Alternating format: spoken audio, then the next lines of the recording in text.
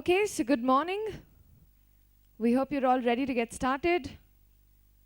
Like a louder good morning. Wonderful. We welcome all of you to the 11th edition of Saltmarsh Media's Great Indian Developer Summit. We would like to say a big thank you to everyone who has participated in the success of the summit since 2008, and especially all of you who are here today. Thank you. Over the last 4 days, we participated in over 200 intensive sessions encompassing DevOps, architecture, data, analytics, cloud, web, mobile, Java, and dynamic languages. We were able to host an interesting, useful, and of course, an enjoyable program.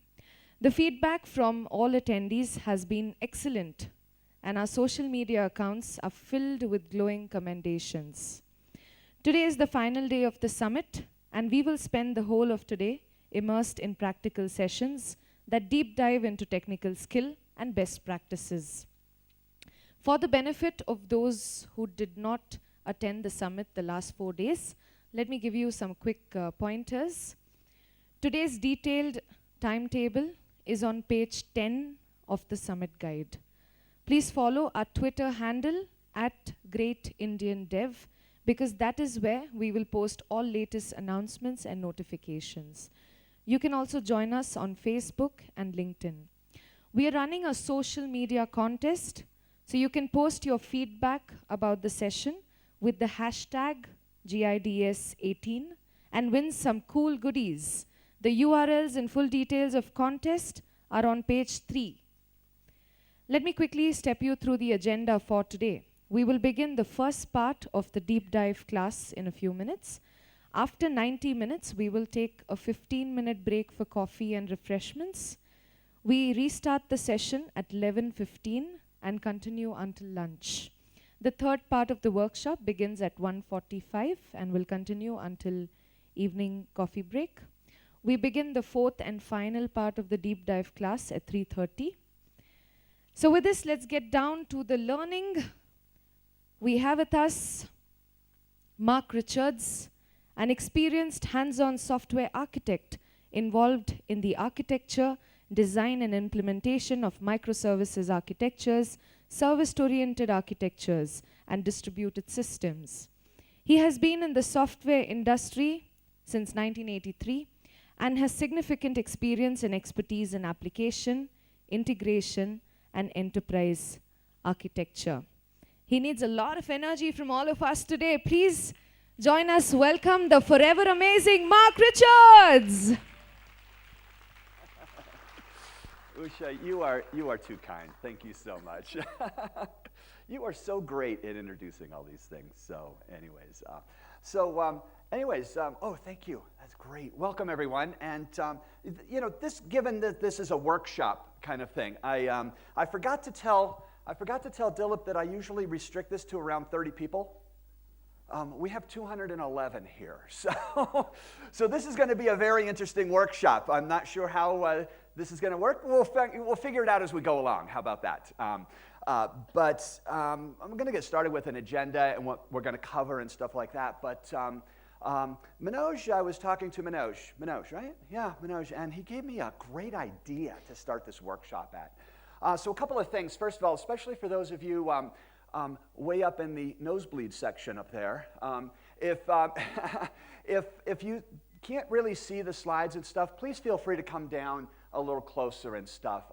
I try to make this as a workshop as opposed to a presentation, as interactive as possible. I love questions. I really drive a lot of the workshop through questions. Now, I know I'm going to get in trouble by saying that because we do have 200 people, which means 200 questions, which means I probably won't even go past this slide. No, I'm kidding. But Manoj gave me a really great idea. So for those of you, especially in the front, I'm probably going to be able to hear you, but I know we do have a couple of microphones. Do we have a microphone? Oh, great. So here's what I wanted to kind of start with. I've got so much material here to show you. So a couple of questions first, and then I actually want to start something I've never tried before. First of all, just with kind of a show of hands, and this helps me gauge the material, how many of you attended my microservices data talk on Wednesday? Keep your hands up for just a second. Okay, so just a handful. Okay, all right. I do cover that in here as well. I did move that to the end so that if you've already seen that material, you can watch it again. There are certain shows that I repeatedly watch over and over and over. And so if you want to see it again, that's fine. But those of you who did see the data piece, majority, not all, but a majority of that information will be at the end of this class as well. And the other question I have is, how many of you saw my keynote yesterday on modularity? Fantastic. Okay, perfect. Okay, that just helps me gauge some material to show or not show. Manoj had a great question about scalability with microservices and a concern about how do you kind of still maintain scalability and what are some of the kind of things to think about as an architect. I wanted to kind of open this up for a couple of minutes by asking all of you, what are some of the things that you really are concerned about or wondering about specifically with regards to microservices, kind of from an architecture and design standpoint?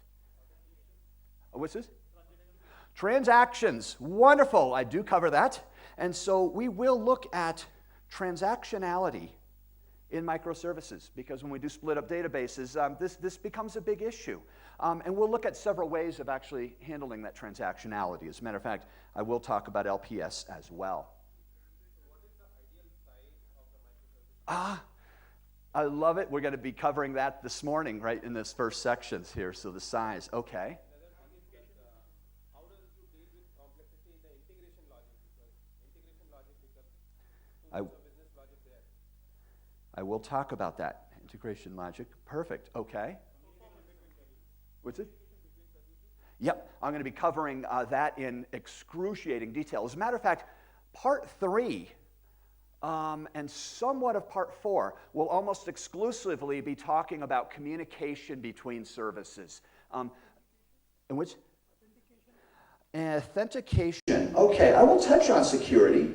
I always get in trouble when I talk about security, so the point was authentication. What I can actually, I'm going to talk about security in the sense of what we usually do in terms of distributed security. Yeah? Failure mechanism. Oh, which way? Platform and? Performance on synchronous. Oh, performance. Oh, yes, yes, yes. As a matter of fact, I added a whole section. Boy, am I going to get in trouble now because that's going to add about a half an hour. I'll have to talk really fast about addressing performance and synchronization and all that. So, and sync. Okay, good. We had some over here. Traceability. Traceability. Traceability. Okay. And Mark, like cross-cutting concerns like logging and everything, how you want to do it. Perfect. Cross-cutting concerns. Like logging and infrastructure? Yes. Yep, perfect. Okay. Transforming existing systems. Good. We are going to talk about that in such depth that you're going to wish you didn't ask that question. Transforming existing systems. Oh boy, I'm guaranteed you're going to say, I wish I didn't ask that. He's gone an hour and a half on that already. That's going to be basically the most... part 2 is almost exclusively going to cover that piece. Yep. How about a couple of more? Like the balance between microservices and serverless. Well, that's a whole session in and of itself. Serverless and microservices and server. Okay. Yeah. Scaling of stateful services. Yeah, yes, and that was the one that Manoj was actually wondering about, the whole, scaling, which we will talk about. Perfect. How do you choose the tools? The tools. Tools, and how do you choose the tools and stuff? I'll talk a little bit about that as well. Yeah, okay. Mark, about orchestration in microservices. Where are you? Here. Oh, there we go. Yes, the orchestration I will definitely cover. This is a hard part of microservices, and we will go into a lot of detail about orchestration. Basically, I'm meaning the workflow implementation in the microservices. Yep, and the workflow, and the pipeline, and choreography, yep. And chaining, I'll add chaining to that as well. Yep. Sharing of resources like a database, if you have a common database, how we can share. Oh, it's so funny. When you don't use the microphone, I can find you, but it sounds like you're talking right up here. I'm sorry, I was kind of looking for you. Yeah, sharing of resources like a common database across. Share database. Yes, so the sharing of databases. We did have a question, and I can't remember if that was, we were talking about that, right? Yeah, so a question that a gentleman next to Manoj had asked was the same concern. How can we possibly, is it possible to actually share a database? And I will show you exactly how to do that. Yes. The answer to the question is yes, it is possible. It is very complex, but it is possible. So I will absolutely add, well, I have already added that piece, but yes, DB sharing. And how about one more? One more question on domain-driven design, functional decomposition and how microservices are linked. Bingo, you got it. Functional decomposition and identifying services. You got it. We will actually, I'll tell you what, we will start I'm thinking of part 1. We will start part 3 right after lunch on exactly the details of that point here. Just one last thing, partners should not. Oh, there we go. I'm glad you raised your hand because I can't, that's, yeah. To derive as a microservice, what should be the vertical scaling and the horizontal scaling? And then derive the definition of that microservice. Scaling, yep, okay. So I'll tell you what, I kind of wanted to start with this just because it really does help me get some of the concerns that you have, because I want to address those in this class. So you guys aren't doing anything. You guys aren't doing anything tonight, are you? Because we're going to be here until probably around 11 o'clock tonight. Oh, don't worry, Bill. I'm just teasing. How about one more here? So the question was any anti-patterns in microservices and what not to do. Oh, yes, we will definitely be covering some of the things to avoid. I will be showing a lot of pitfalls and anti-patterns. Gateway services. Which one? Gateway services. Yes, gateway services. You got it. I feel like I'm taking an order. Would you like fries with that as well? I really kind of do feel like I'm at McDonald's or something here. Gateway services. I will be talking a lot about gateway services. And so, yeah, I will absolutely cover that in detail. And how about one more here? Yeah, audit and governance. What is it? Audit and governance. Audit and audit trail and governance. Audit and trail and governance. So we have traceability here. I'm going to add auditability and governance. All right. 2 things. I have 2 things. One. Where are you? Here. Oh. How to maintain the permissions. Permissions. Permissions from a security standpoint. Yes. Okay. And reporting server. How we will maintain the reporting server. Reporting. Good. I have material on almost all of this. The question beforehand was what? About security. It was. It was the one here. Here. Oh, yes. When to stop using microservices? Well, that'd be no fun. You don't want to use microservices. All right, so when to, I love that. And as a matter of fact, I'm gonna cover that absolutely. And the point is, when to stop using microservices. Maybe we shouldn't, and that's one of the goals here of this. Okay, I do really need to get started. How about one more last one? Reverse proxies? Yes, I will absolutely cover reverse proxies. We're going to talk a lot about those. Okay. Caching. Yes, caching. Who said caching? Wonderful. Yes, that is a section I actually added at the last minute. We will talk a lot about caching. Failover mechanism. in case if the microservices has failed, so is there any pattern that we can? Oh, the failover. Yeah. Yes, failover yes, mechanism. okay. Well, we got quite a list here. We're going to be busy today. No one wants lunch, right? Okay. So here's what we'll do. Let me do the failover. I should be a doctor because I can't really read any of my writing. So we're going to have to start over. Okay, who asked the first? No, that would be terrible. I really like to run this kind of very casual and very interactive. So if you do have a question, I kind of have to gauge it because this is going to be a lot of material, but I also want you to learn this stuff. So any questions that you have, just raise your hand and we'll bring the microphone right over. It is recorded, and so I know Usha had told me that it's better if you could speak into the microphone when you have a question, so that if folks are looking at it later, they actually hear the question, which is actually pretty good. So, all right, fantastic. That was fun. Like I said, I usually cap this at 30 people. Oh, this is going to be interesting. Let's actually get started. I've got some fun stuff to show you at the start here, and then we'll kind of get into the nitty-gritty of things. But we have a lot of stuff to cover today in microservices, because the very first thing we're going to do is actually, let's get this going here. If I click it right there, good. Because the very first thing we're going to do is install Docker, because we are using microservices. We don't have to, as you learned from Ken, the fact that we really don't require Docker.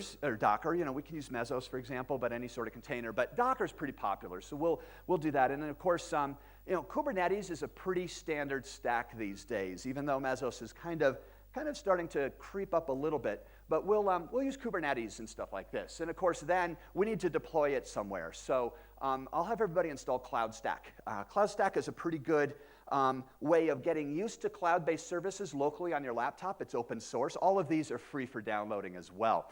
But once we do that, we need a way of being able to deploy our services. And so you could use Chef if you want, but my preference would be that we all install Ansible and learn Ansible scripts. And this would be the way to do automated deployments of the services we're actually going to write today.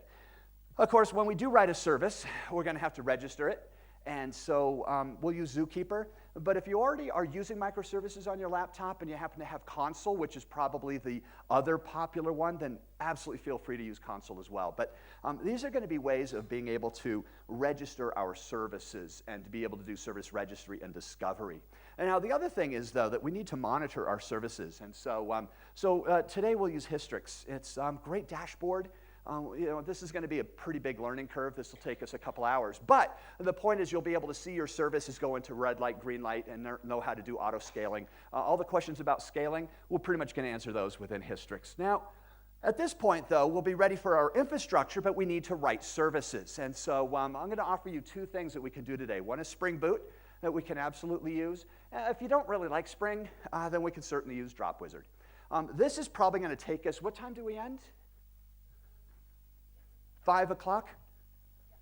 5 o'clock. Okay, this will take us to around 4 o'clock or so, at which point then we'll all write our first microservice, we'll deploy it, and we'll see it run. Woohoo! Yeah. Don't worry, we're not going to install any of these. Because unfortunately, this is the way most microservices classes work. We get stuck and tangled in the weeds of technology. And it varies so much. Should we use Kubernetes or should we use Mesos? Should we use maybe Conduit instead of Kubernetes to be able to manage our services in a mesh? Should we use Kickstart instead of Drop Wizard? There's too many choices. And the problem is we get tangled up in the weeds of technology and we really don't see what we're actually doing. So don't worry, we're not going to do any of this stuff. Because you know why? This is the stuff you can Google. You go to any of these websites, and there's examples, you can get these things running, but the problem is this. How do you share a database? How do you do traceability? How do you integrate logic? How do you do orchestration and workflow and chaining? What about reverse proxy? Should we have one? How big should it be? What about the size of a microservice? Should it be big or small? How do I determine that? What about gateway services? How does that play into the mix? What about some of the tools or performance? How do I deal with performance issues? These were just a few of the ones that you guys came up with, actually, dealing with failover. This has nothing whatsoever to do with any of this technology. And so this class really is about this picture that you see right here. This is what our class is about today. Swimming pools. Now, if we analyze this image, you'll notice that there's at least 3 people, because I see a hand right there. They're all enjoying themselves on a hot day with a 220-volt electric cord, but they're drinking beer and have an electric hibachi up here tied to that 220-volt. What could possibly go wrong? Not if, but when that power strip flips over, this is going to be a very painful lesson learned. And depending on their health insurance, potentially a very expensive lesson learned. And I have actually just described microservices because there are a lot of very painful lessons learned regarding not necessarily just the technology, but the design and architecture of it as well. And so I kind of like to start with this because this is actually what my goals are in this class. As a matter of fact, I do have 3 main goals. I want you all to walk out of here today with a full and complete understanding of microservices. You will all walk out of here experts in microservices. Do you know how to do Spring Boot? No? That's perfectly fine. Because the architecture and design aspect, you are going to know so well, you're going to be able to guide your teams to avoid those swimming pool events. Now, I'm going to talk about, you had asked about pitfalls and anti-patterns and stuff. I'm going to refer to those today as swimming pool events. And when I say a swimming pool event, it's this right here. I've been using, I never did really introduce myself, did I? I've been in the industry for 32 years now. Boy, it's been a long time. I've seen a lot of stuff. I've been a consultant for 30 of those 32 years.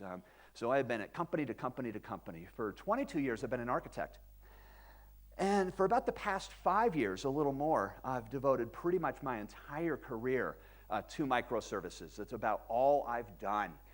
And that has been greenfield applications. It's been conversions of monolithic over to microservices. And it's only been 5 years, which is just such a short blip of time.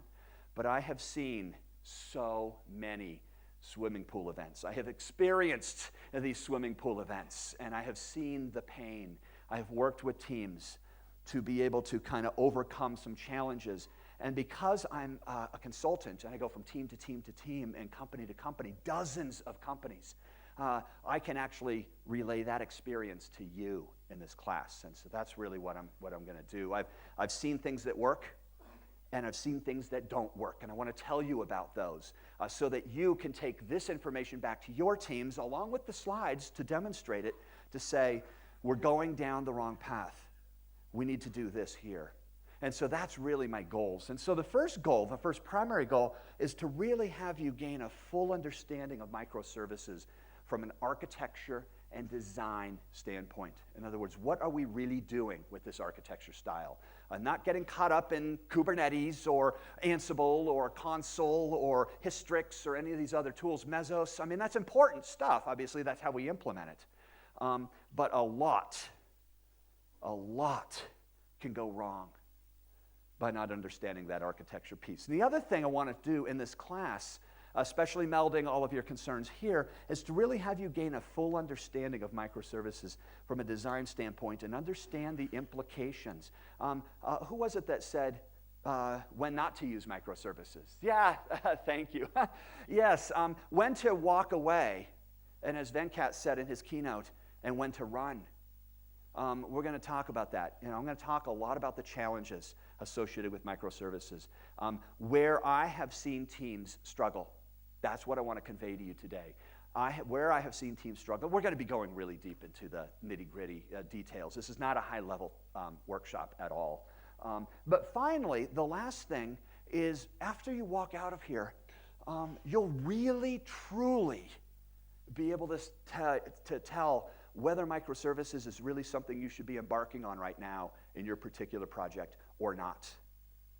And furthermore, what the hybrids are. We're going to be looking at a couple of hybrids as well of microservices and going pretty deep on those, just to see, well, if microservices doesn't work, is there another option? Absolutely there is. And so we'll take a look at that as well. For those of you who just got here, excuse me, I do have the slides available to you up from my website. So if you want to snap this picture or just jot it down, developer2architect.com downloads GIDS microservices training and the password DevOps. For later reference, absolutely feel free to use these slides. If you want to demonstrate something at work or for your boss and say, look at what I learned here at GIDS, I want to show this to you, please feel free to leverage the slides to do that. They're very detailed slides. If you want to follow along in case you have trouble seeing them, you can do that as well. All right, fantastic. So here's what I want to cover today. I want to address pretty much, I think I will, based on the time, I will be able to cover pretty much almost all of these that you guys have just said in that little exercise we did. But here's what, we'll take a look at kind of a very high-level piece. I'm going to go a little fast on this because I kind of am making the assumption, especially today, most of you already know kind of about microservices, but I do want to talk a little bit about some of the concepts associated with that. Then we're going to jump straight into answering the questions about how big a service should be. We're going to talk about service choreography, and we're going to be really kind of qualifying what is a microservice. From there, we'll take a look at this bounded context to really understand it. Like I said, I kind of melded this class in terms of where I see people struggling. And so we'll take a look at the bounded context really so that we can understand what's going on. And finally, from a high-level piece, really just a high-level overview of these reverse proxies, the APIs. What is this API? And how many different implementations? I'm going to show you 3 different ways of implementing an API. I'm going to show you the purpose of the API, but this is at a high level because we're going to dive really deep. I love the title of this day, Deep Dive, because that's exactly what we're going to do. But we're going to start by getting at a high-level piece first, just to kind of get a context. At that part, we'll switch over, and that'll probably take us through till the first break. Then we'll take a look at hybrids, specifically service-based architecture and how that plays a role in microservices. And then we're going to probably spend, like I said, you're going to be really sorry you asked the question about the migration because we're going to spend a lot of time. This is where most of the struggles occur.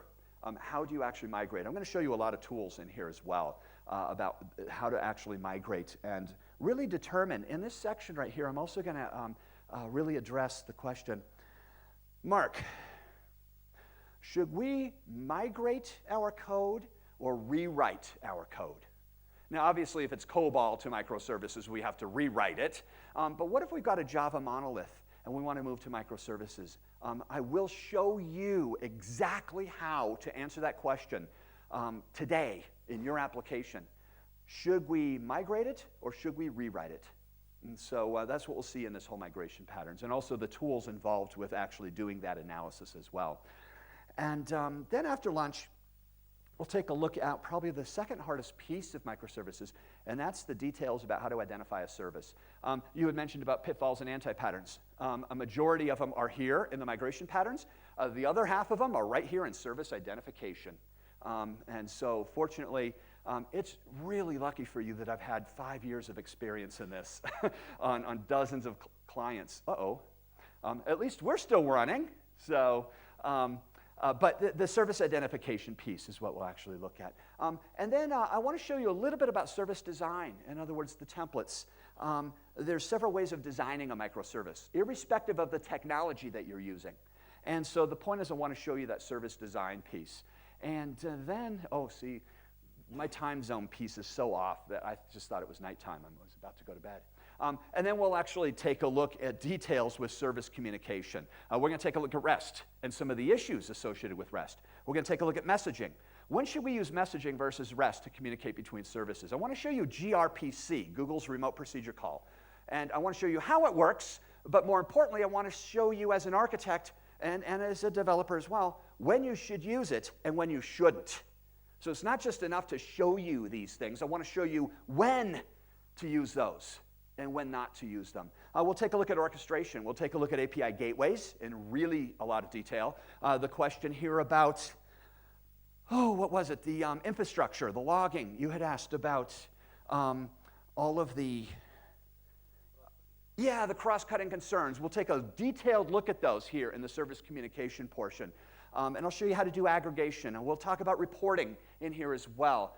How do you do reporting in microservices? Because the pattern I'm going to show you for aggregation is the same pattern for using reporting. As a matter of fact, I may switch over to another slide deck to actually do the reporting piece, whoever asked that. And then I wanted to add data and caching, data synchronization. How about caching in microservices?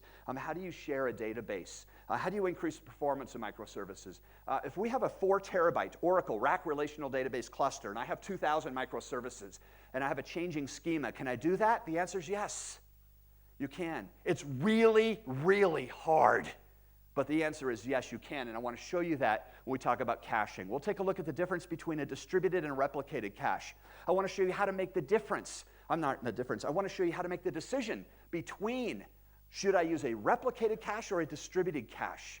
What sort of data should I cache in microservices? When do I need to apply caching in microservices? And we'll take a look at that. And then I want to try to end the class by talking about data. And like I said, I kind of added that towards the end because I knew some people did see the data talk.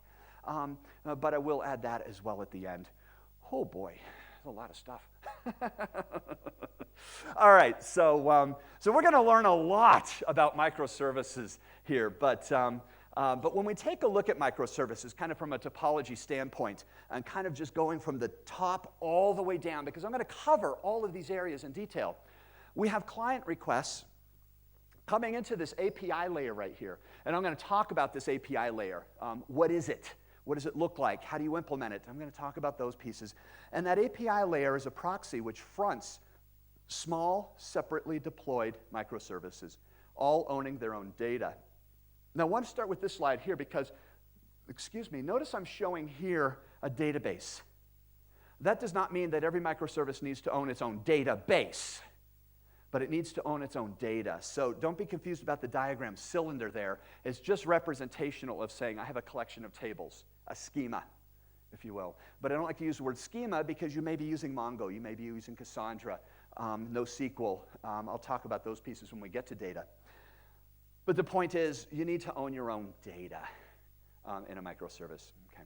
So the fact is that we are entering and crossing this line right here into a distributed architecture world, which means every communication point, if we're all microservices sitting here, each one of us a microservice, that means that we're all communicating to each other, and I'm communicating to you guys through remote access protocols.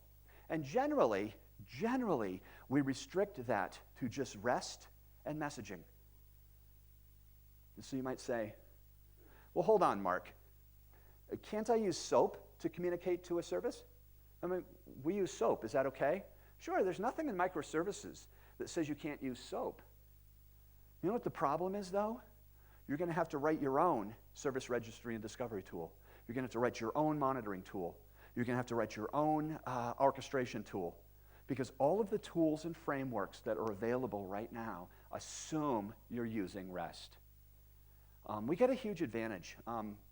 I've been in this industry for 32 years. I've implemented pretty much every pattern of architecture there is. And I can tell you hands down, microservices is absolutely, hands down, the hardest thing I have ever encountered in the 32 years of my career so far. Hardest thing. The prior was space-based, which is what I'm going to show you when we talk about caching. But yeah, this is the hardest thing in the world. It's just complex. So in order to alleviate that complexity, we try to restrict things to REST and simple messaging. But look at the advantage we get from that. Tooling and frameworks and monitors and DevOps information, or DevOps tools, come up every day because of that assumption. This is not service-oriented architecture. And as a matter of fact, I'm going to actually show the difference between this and SOA throughout this whole class. But you know what we get with microservices is something called protocol